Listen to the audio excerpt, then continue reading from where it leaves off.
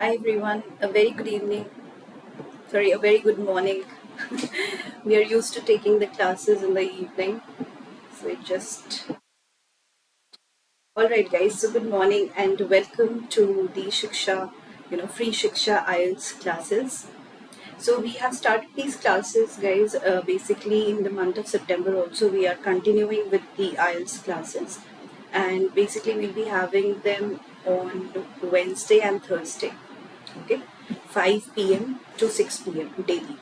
So today's class is only like an exception, so please do not misunderstand by today's day that we'll have the classes in the morning. No, that's not the case. It's only for this particular day and only for this Wednesday, and from next Wednesday and Thursday we'll be having the classes from 5 to 6 p.m. in the evening.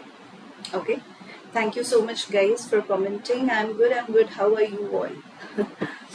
All right, so basically we'll be having lots of activities, lots of games, and also we will be learning in a fun way this time in the month of September. No more content reading, no more rote learning, no more theoretical classes. So basically I'll be teaching about IELTS and certain things about IELTS with the help of activities and more of engaging things. So the topic for today is we are going to learn how to paraphrase. Okay, so paraphrasing, you all know that it's very important in your speaking, in your writing, and it will indirectly help you in your reading and listening as well. So let me today show you how to actually paraphrase, okay, and we will also learn and see. I have decided few of the words in the end with the help of which we will be making sentences live. So that means there will be several words in front of you on the slide and we will be making the sentences out of them. Okay, so to be covered, learn how to paraphrase. So let me show you what all do we do to do paraphrasing. So paraphrasing is an essential, IELTS skill. You all know that if you are aware of IELTS. Then paraphrasing is simply rewriting a phrase or sentence so that it has the same meaning but with different words. So basically if I want to use the word like country, so instead of country, if country word is written already in the question, I can say it as nation, right? It's the same meaning as country, but another word. So this is what is paraphrasing is, using different synonyms. So paraphrasing is one of the most important skills to learn before you do your IELTS test. It is very important, it is most important for writing and speaking, but will also help you in the reading and listening tests. In other words, if you know how to paraphrase, then you are more likely to get the score you need. So you can see here, because of that last line, paraphrasing is very crucial thing. Okay, the processes required to paraphrase will also help you to fully understand the question. And this is one of the reasons I tell my students to begin all of their answers in writing test by paraphrasing the question. So we have seen a lot of times that many candidates, they just copy paste the question from the writing module which is given in the exam, and they just copy paste it in the first paragraph. That should not be the case, because when you're repeating words in sentences, definitely your bands will be cut. So the more you repeat, the more less band you get. Okay, the lesser the band. And the more you paraphrase and use different kinds of good synonyms, definitely your band is going to increase. So let's look at an example to understand it really, in a vast way. How can we actually paraphrase? The example is, paraphrasing is one of the most important skills to learn before doing your IELTS test. This is the same sentence which I have taken from the previous slide. Okay, so this is an example, and now let's look at the paraphrased version of it. So once I paraphrase this particular sentence, paraphrasing is one of the most important skills. I have written it as, before taking the IELTS test, mastering paraphrasing is one of the most crucial things to do. So you can see that the meaning remains the same of the paraphrase sentence, but there are certain words which I have changed. For example, important has become crucial things, important skills, right? Then mastering paraphrasing. So paraphrasing is one of the most important skills. I have written it as mastering paraphrasing, right? And before doing your IELTS test, this has changed to before taking the IELTS test. So you can see that there are a lot of differences in the usage of words, but again, the meaning remains the same. Let's read it from the slide now. What does it say? As you can see, the second sentence, that is the paraphrased sentence, uses synonyms to change some vocabulary. Example, important for crucial, prior to before, and changes the grammar. Example, paraphrasing is the most important skills for mastering paraphrasing. So you can also change the word order. Okay, so in order to paraphrase a sentence particularly, you just not have to use the synonyms. You can also do it by changing the word order. That means jumbling the sentences. Maybe this word goes in the end and the front word or the initial word goes again in somewhere in the middle. Something like this can go on for paraphrasing. Now, method number 1, using synonyms. So synonyms are different words that have the same meaning. For example, humans is a synonym for people and attractive is a synonym for beautiful, right? So this method replaces words with the same meaning to produce a new sentence. For example, my car needs petrol. Okay, this is the example. Now, paraphrased version is my vehicle requires fuel. So you can see there is a vast difference between the usage of words again, by using different synonyms. And the second sentence, sounds more complex. It sounds more good to the ears. Why? Because it sounds like somebody has made effort and flawlessly it has come out as a very nice beautiful sentence, whereas my car needs petrol, that sounds very common, very simple. So this is what is the difference between using a simple word and using. So one of the classes which we are going to have, maybe I think as far as I remember, in the end of the September, we are going to have an IELTS class where I'm going to teach you the differences between simple sentences and complex sentences and why we should use complex sentences to get a good band. Because the more you use the simple sentences, the more less bands you get, right? Because the more simple the language, lesser bands. But if you're using a very good language structure and you're using a lot of complex sentences in your IELTS exam, writing specifically, then definitely, your bands will increase. Okay, now I'll take you to another slide which says, as you can see that I have replaced 3 out of 4 words with synonyms to produce a new sentence with the same meaning as the first one, right? So you will notice that I didn't replace all of the words. Did you notice that? Yes. But you should try to replace most of them. So when you're trying to paraphrase a sentence, definitely you should try to replace most of the words so that completely the language structure changes, but the meaning remains the same. You have to keep it in mind that your meaning of the sentence is not changing, right? Next bullet point says, this is the most common method that the students use and it can be used effectively, but you should be careful. Now, again, another example here is, violent crimes is on the rise among teenagers, right? So violent offenses are rising among young people. So these 2 words have been underlined. Now let's read about it. Why have we underlined it? Let's understand it. So the student has changed the word teenagers to young people. You can see this here, right, in the bold sentences. The student has changed it. Now they are similar words and teenagers are of course young people. However, children and young adults could also be described as young people, right? So young people is a very big group and teenagers is one of the small parts of that group, right? So how can we call the whole group as one part? How can it be equal, right? That is what is being explained here. So a more term would be adolescence. More term as a appropriate synonym or an appropriate replacement of teenagers can be adolescence. Or young people between the ages of 13 to 19. A better way to paraphrase this sentence would be adolescence. Why? Because that adolescence is the same age as teenagers. So we have to keep in mind the age factor as well. If we are calling somebody a teenager, that person can be called an adolescent as well. But again, that person, every young person cannot be known as adolescent or teenager. That we have to keep in mind.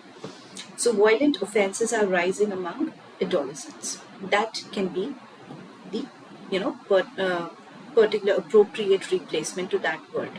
So let's look at another good example. Global warming is mostly caused by emissions from internal combustion engines. Climate change is mainly caused by the release of fumes from motor vehicles. Method number 2, change the word order. Changing the word order also allows us to effectively paraphrase a sentence, but again, we have to be careful. So don't change the word order without thinking about how this affects the grammar of the sentence. Okay? By changing the word order, you may have to add a word, subtract a word, or change the word or change the form of the word. Okay, so 100% rule applies again. Don't change it if you are not 100% sure it is grammatically correct. Remember that you are judged on your ability to produce error-free sentences in IELTS tests and use a range of grammar structures. So again, you have to keep it in mind that once you have started paraphrasing, of course, if you know the words, then only paraphrase. If you do not know them, then keep it as it is, or maybe just jumble the sentences. The first method, which I told you right now, just a few slides before. So you can go with that, as well. Now, fortunately, there are two straightforward ways to change the word order in most IELTS questions. Let's see what are they. So you can easily change the order of the clauses if the original sentence has more than one clause. So question is, as languages such as Spanish, Chinese and English become more widely used, there is a fear that many minority languages may die out. So paraphrased by changing word order, there is a fear that many minority languages may die out as languages such as Spanish, Chinese and English become more widely used, right? So we could also add some synonyms to paraphrase it even more. So this was the first version of paraphrasing, that we have just jumbled up the sentences. Now let's look at the more paraphrased version of it by adding certain synonyms. So paraphrased with changing word order and synonyms. So there is dismay that many lesser used languages may pass away as languages such as Chinese, English and Spanish become more broadly spoken. So now you can see the difference, that what is one paraphrased version of it without synonyms and what is another paraphrased version of it with synonyms. Okay, so this is the basic difference between both of them. Now, let's look at another slide which says you can also change the word order down to clearly see it. Okay. You can also change the word order if there is an adjective or noun in the question. So you can do this simply by changing the adjective into a relative clause. Now you do not have to study this in detail about grammar. I'm just going to present the words in front of you. So like the question is, learning to manage money is one of the key aspects of adult life. Paraphrase sentence to this particular question is, learning to manage money is a key aspect of adult life. So you can see again the variations in the usage of words and what have been changed. Now the last activity of the day, here I have taken few okay, out of which we are going to make sentences live. So I am going to make these sentences live with you right now. So I'm going to start with amiable. Now amicable or amiable, these are two words which are synonyms of the word friendly. Okay, so let me write down the meaning for you. First, friendly, and then we are going to make a sentence. So Rahul has an amicable personality, right? This can be the first sentence with this particular word, right? Now let's find out the meaning of candor. So most of you might be knowing the meaning of candor, but if you don't know, then let me tell you, it is honest. Okay. Now let's make the you know sentence with candor. So what can be the sentence with candor? I have thought of one. So guys, along with me, if you feel you want to present your sentence as well, please do that. Please do not hesitate to write down your own sentence. In fact, I would be glad if you are taking part in this activity along with me. So please put it down on the comment section right now, whatever sentence you want to, write down along with that word in fact. And of course, if I will check that sentence, I will also see to it that you're making it correctly. If it will be wrong, definitely I will correct you. So that will be like a very good practice for all of you, if you can just make sentences out of these words which I'm giving you. So candor, I am making a sentence like this: I am very fond of my teacher's candor. That means I'm very fond of my teacher's honesty. Okay. Now another word which I have taken is wake. Can anybody tell me on the comment section what is the meaning of wake? I'm sure most of you might be knowing it. What is the meaning of wake, guys?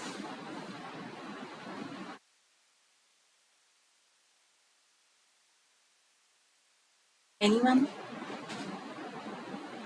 I'm sure most of you have heard of this word wake, in your past. Maybe you must have, read it somewhere, or maybe you must have listened to it somewhere. Alright. You also write down the meaning, and I will also tell you the meaning now. Vague means something which is not clear in perspective, or maybe if somebody is not understanding something, that also can be called as vague. That means it's not understandable. Okay. So vague means and not clear, and we can make a sentence with this, guys. So let's make a sentence. Okay. It's very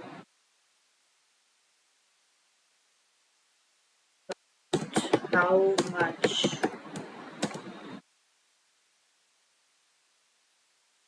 spent. That means he was not clear. Okay. He was not clear, or he was not sure about how much he had spent. Right.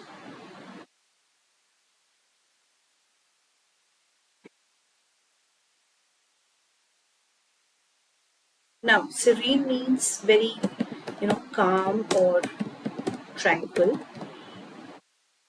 So this is the meaning of serene or tranquil.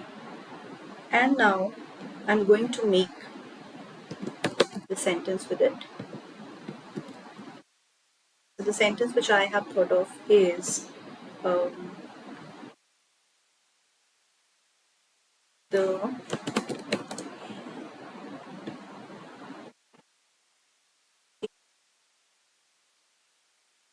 my home serene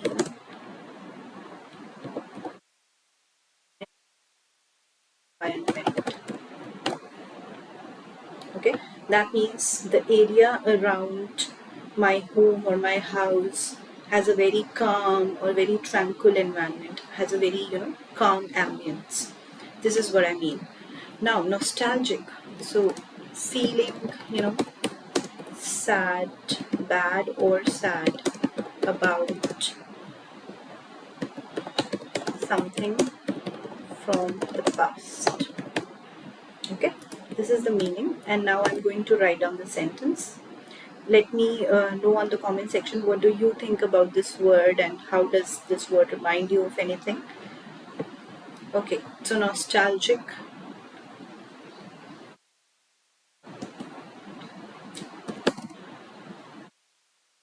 I felt nostalgic after looking at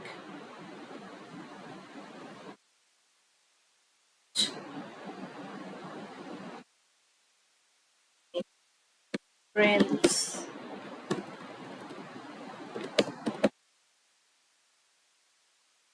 pet in the photograph. That means I felt nostalgic after looking at my friend's pet in the photograph. That means I also had a pet maybe in the past, okay? It can be referred to as that. And now I'm feeling very sad or bad about that incident or about that feeling of having a pet before in the past, okay? So it can be related to that. I saw a photograph and then I related it to my pet, and this is how I felt bad. So that is where the meaning of nostalgic comes. So here guys, in front of you right now, I have made, 5 sentences. So this is how you can actually improve your vocabulary as well by, like making sentences with certain words or using certain words in your, daily life. So I will always suggest all of you to, be very, very, like, just a second, guys. Yeah. So I want you to be very, very careful along with your making of sentences and paraphrasing. Why? Because definitely paraphrasing requires skills. Okay. And these skills will come to you once you start practicing enough. Correct? So guys, along with this now, this is the last part of our today's activity session. So you can revise these words by yourself and you can try to make sentences. I would love to see sentences on the comment section even after the video. So let me see how many of you actually make the correct sentences on the comment section, and I will check them and I will, maybe take up in the next class, and then we can discuss it when you join us again live for free Shiksha IELTS classes. But for now, we have ended up the class, and now I give you some time to, ask me questions or doubts if you have. We have at least, 4 to 5 minutes. So you can ask me your doubts and queries. Do you have any doubts or queries regarding the IELTS exam? And also guys, yes, one more reminder, please do not forget to subscribe to our YouTube channel, because we are going to come up with lots of, free content and free material and free videos for all of you related to IELTS as well as TOEFL now. And of course, as I reminded you, these classes for free Shiksha IELTS classes, these are going to happen every Wednesday and Thursday at, from 5 to 6 p.m. So today's class was only an exception. Please do not get confused. I repeated this in the beginning as well, and right now also I'm repeating it. Also, please do not forget to register with the help of the link below. That link will directly take you to our, IELTS calendar, and in the calendar we have these specific dates along with the topics. So on which date or which day, these topics are being covered, please, see to that and join accordingly, according to the calendar. And also you can write down your questions, a very crucial thing in your IELTS writing test specifically.